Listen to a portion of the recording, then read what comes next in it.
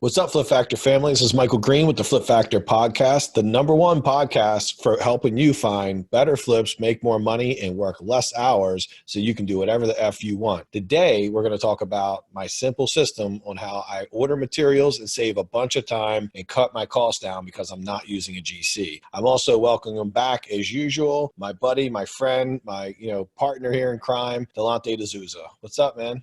What's up?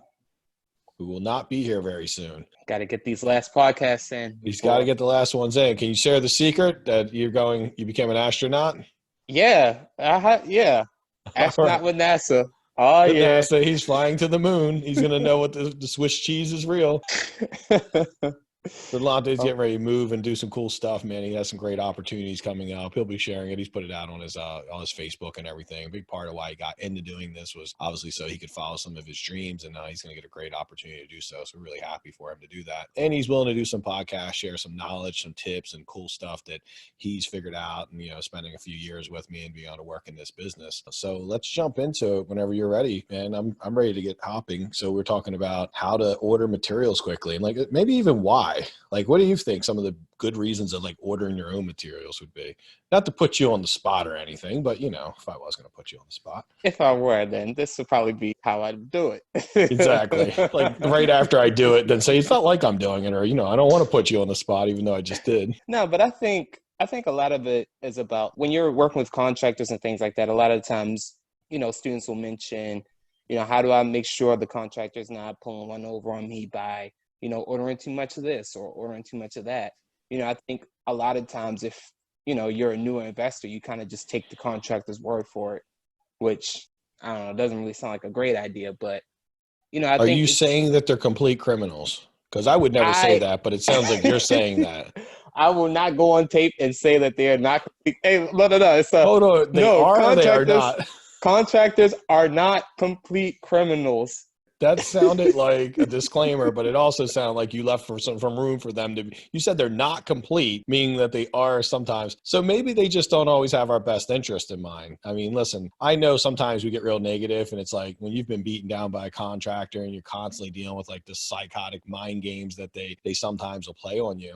It's a little bit difficult to see them in a positive light because it's so brutal. I mean, I'm sure if you're listening to this podcast, if you flipped a house, you've definitely struggled with a contractor. It's just part of being a house flipper. And for many, many years, I thought, oh, well, let me just get good at dealing with the drama. And it wasn't until I started realizing that just the whole way everything's set up with contractors, everything that I paid hundreds of thousands of dollars to learn from gurus was just completely wrong. I mean, they were always telling me, just hire a GC, get them to do this. And the reality is we have two different businesses, right? We're a house flipper, they're a contractor. We both have different objectives.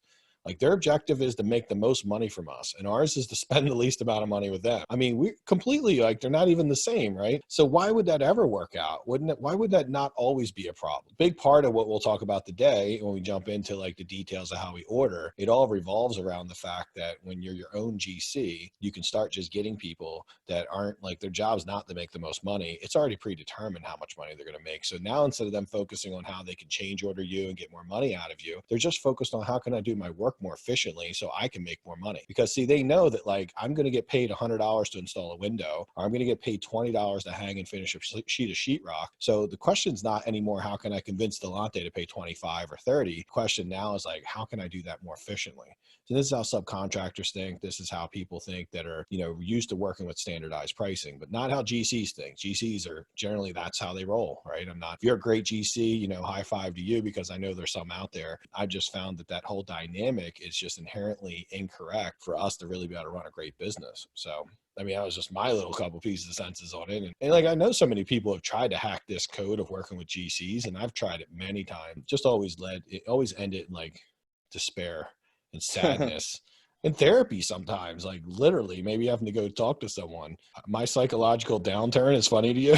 It's me being sad and not being able to make it in life. It's that's really funny, man. I'm so glad for your sadness. So you've never felt the pain. I don't feel Delante came right in learning the right systems. You've had a little bit of struggle with them, but not like most people, right? No, definitely not. Okay, so you're not part of our gang, by the way. So we're gonna just let you know you haven't felt the pain of like doing it incorrectly. He's like felt some, like, even when you do it well, there's gonna be some back and forth, right? But it's so minimum that you can handle it, right? I mean, you can deal with it because it's not like the end of the world. But man, when you get in an incorrect situation like a GC and they're calling all the shots, they're telling you what things should cost, man, you can just be in a really, really sad place that's really hard to get out of. And I've been there, man. So I'm coming from like experience. So I'm glad you never had to experience that. Like, I feel like an old, like my grandmother right now. It's like talking about how I had to used to walk like 6 miles in the snow and bare feet to school. Like back in my day, Delante, it used to be difficult. The thing is, there's some people currently right now are probably listening to this podcast who are walking, 9 miles barefoot in snow to get to school, right? There's so much of a more simple way of doing this, and it requires a complete shift in thinking.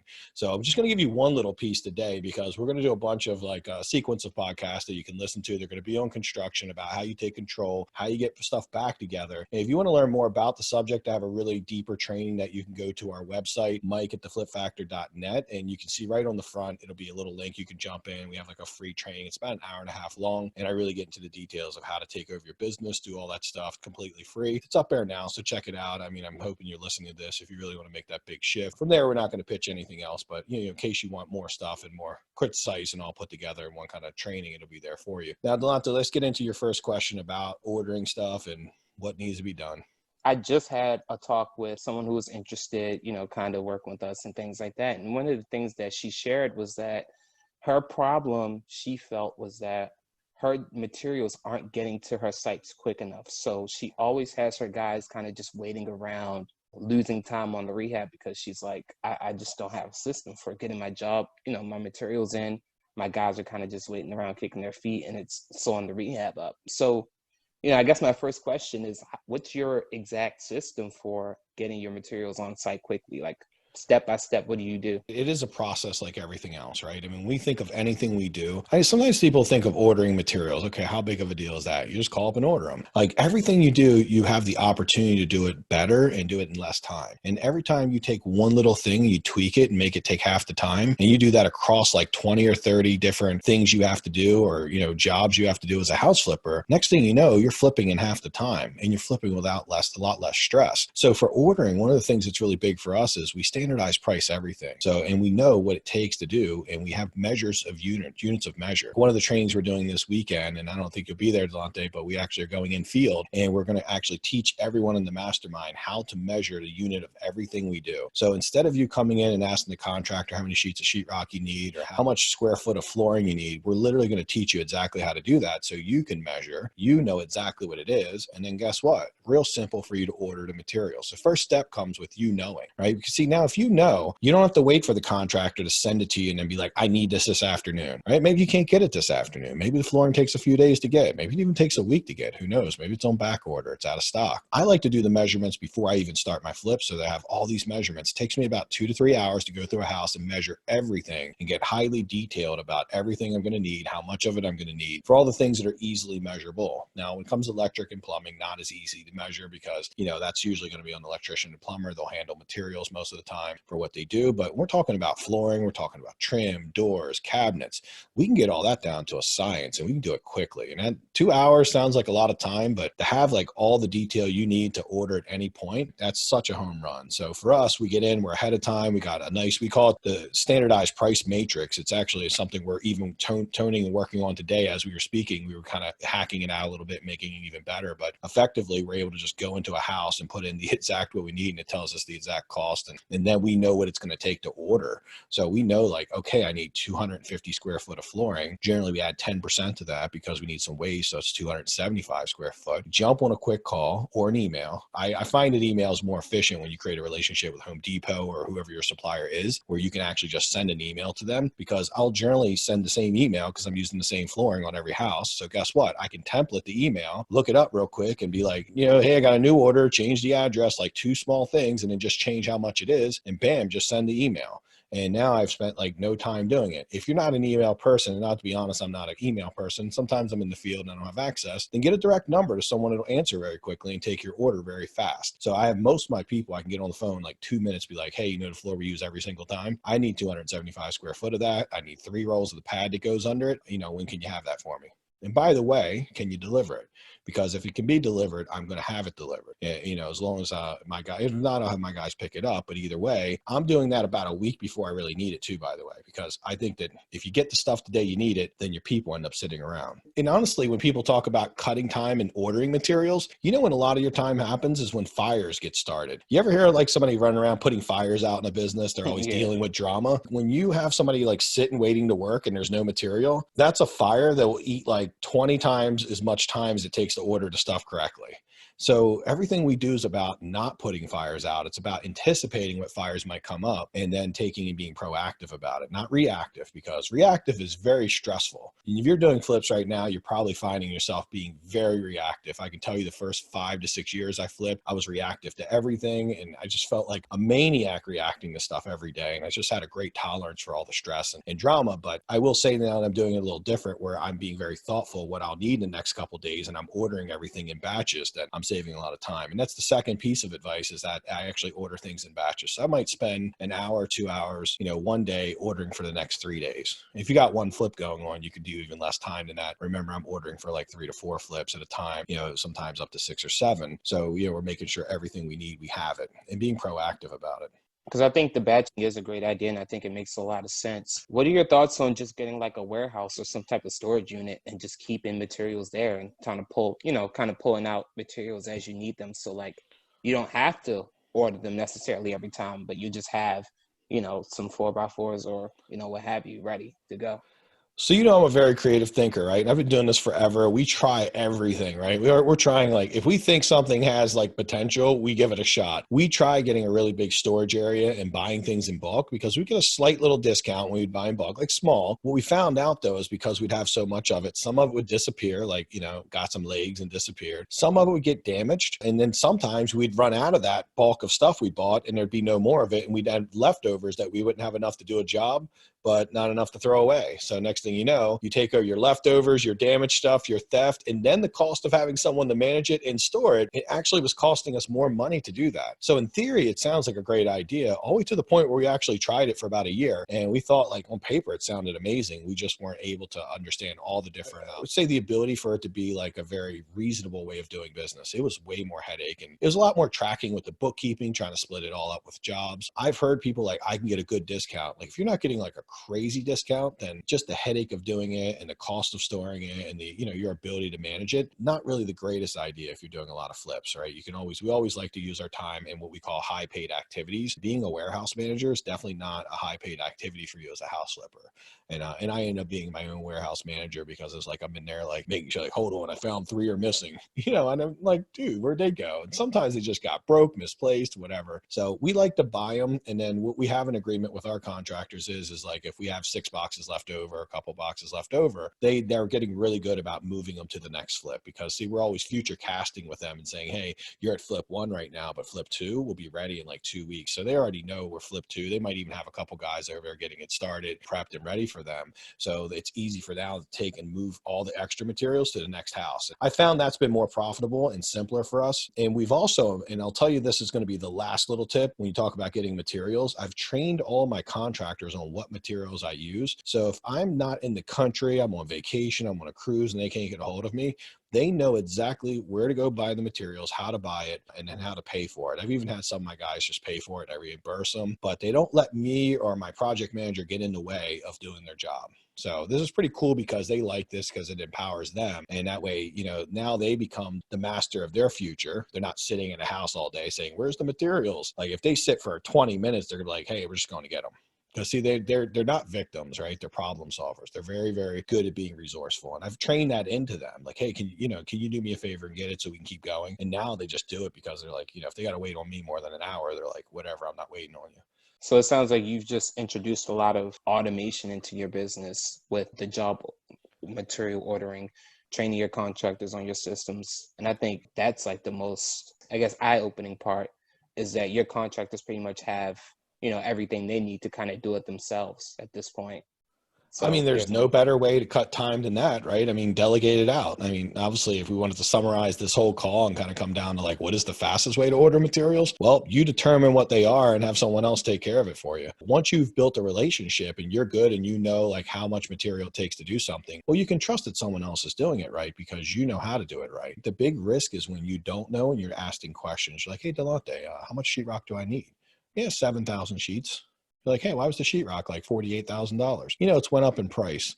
Trump's put some tariffs on it. It's costing more. You know, something you'll hear all kind of like, oh, okay. I don't know. It sounds outrageous, but I don't know because I haven't taken time to learn. So we always want to know when it comes to our money, we want to be knowledgeable. We want to be respectful of it. We want to know what's going on when we're putting our money out. We want to protect it. We want to minimize our risk. So a lot of people don't love to learn construction. They feel like, I become a house flipper, become a construction person. And I'm not saying get a hammer and boots and get out there with a hard hat on. I'm only saying like have an understanding of what's going on in your business, right? Any great business coach is going to tell you like if you don't know what's happening in your business, how can you build systems around it? How can you run it? How could you manage it properly if you just don't understand it? So we have to understand everything we do, especially when it comes to our money.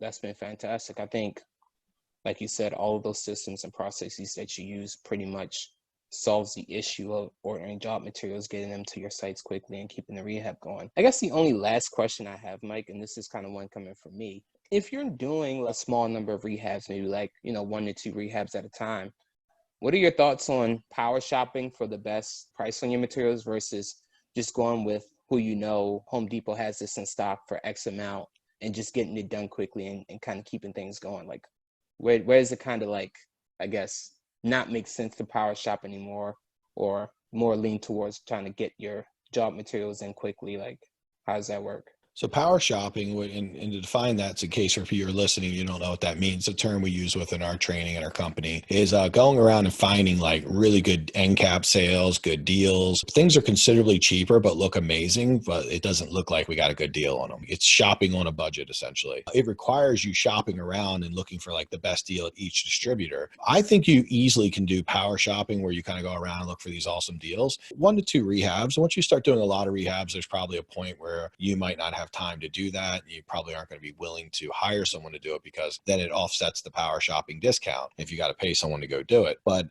the reality is that I think if you're doing 1 flip at a time, maybe 2, it's probably one of the bigger advantages you could create against maybe a more savvy, more veteran flipper that you're going against, because remember, we're always going to be competing against other flippers. One of the things you can do when you have that extra time to power shop is you can just cut costs. You go around and find good deals, cut costs. Takes a little more time to order, but I mean, there are times where we've seen like subway tile for $1.50 a foot that we pay $4 a foot for it. If you're doing a decent amount of that, that's a good savings. A couple $100 for maybe spending an extra 30 minutes is totally worth it. You think about that, it's like $70-$100 an hour. And there's good deals everywhere. I wouldn't get overly cheap about it. So I guess the little caution here is don't become a cheapskate, right? Don't become like cheapskate is when you're overdoing it. We want to look for value, not like, okay, I spent 9 hours and I saved $200. That's probably not worth it, right?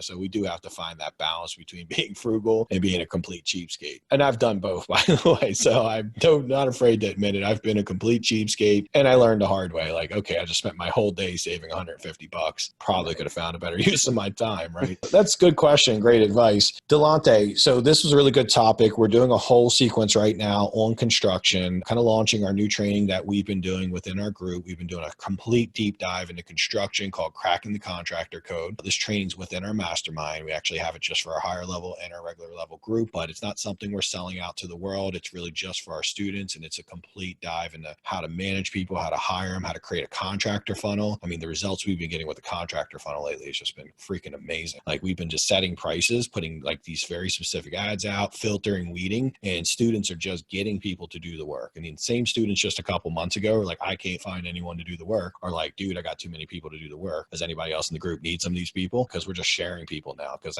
just looked the other day, we put an ad out, we spent $15 on it, got 147 people replied to a specific ad. We're at 147. That was like 3 weeks ago we put it out, right? Maybe like the first week of December, I think it was. Yeah, we're at 147 responses on that, Delante. I just shared it with someone. It's like, oh, wow, that's a lot. That is a lot for $15. And within that 147, the process we use and how we weed down on it, it's plenty of good people in there that'll work for our pricing. And we've already kind of used a lot of techniques to let our automation do a lot of the heavy lifting. So we don't have to talk to all 147 people. It's just a matter of like getting those kind of numbers. We can pull out the best people. So in the contractor code, we're doing a lot of cool stuff like that. We're going to actually share a lot of this stuff with you for free in the next podcast coming up. So if you really like this podcast, I would recommend you listen to the next one after that. We got about 8 or 9 others that we're really just going to keep driving home this whole construction piece. A lot of people don't respect how powerful it is to be great at construction when you're a house flipper, and how much of a competitive advantage you can create if you know your stuff. And most people think, I got to be a licensed contractor. I have to have done it for 20 years. Most of our students in 30 to 60 days are walking around like they've been doing it 20 years because they know stuff, right? We take a very efficient way you can learn this. So learning construction really doesn't take as long as you might think. It's not as hard as you might think. And it is super important if you're a rehabber. So I'm just kind of giving that out. I'm just a little bit of a plug to watch some of that or listen to some of the rest of these. We do have these on YouTube if you want to watch them, but really, really cool stuff here we're talking about, sharing a lot, just dropping right into the good stuff and a lot of different modules for it. So Delante, thank you so much for coming on. I appreciate it. You're always a great guest. I want to give a big thanks to the Flip Factor family for joining us again. I know how valuable your time is. Again, I'm Michael Green. My work here is done, but yours has just begun. Get out there and get some awesome deals and get some great contractors. Everyone have a great day. Stay awesome.